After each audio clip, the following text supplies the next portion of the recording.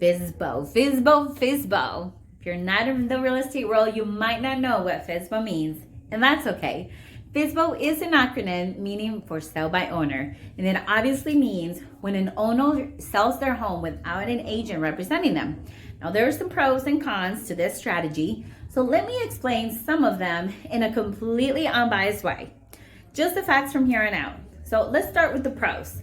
The first and most obvious pro is the cost savings. When selling a home with an agent, you can typically expect to pay 6 to 7% in commissions. 3.5% goes to the listing broker and 3.5% goes to the buyer broker. Now, but when you're for sale by owner, you might only be responsible for the buyer agent's commission, assuming you're selling to someone who is being represented by an agent. So this can significantly reduce what you owe in commissions come closing time. So another pro is that you'll have complete control over the sale. Essentially, the buck starts and stops with you.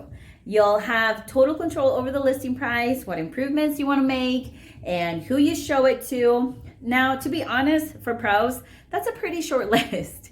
Most sellers just want to save the money and want to sell it on their own. And the fact that they can control every aspect of the process can be seen as a bonus in the beginning, but not so much as the process unfolds. So let's talk about the cons. The first and most obvious con is lack of pricing strategy. Because public access to market data is somewhat limited and homeowners have no clear way of knowing which homes are and aren't selling. Because closing prices are not required to be publicly disclosed until closing, there's no precise way to compare one home value to another.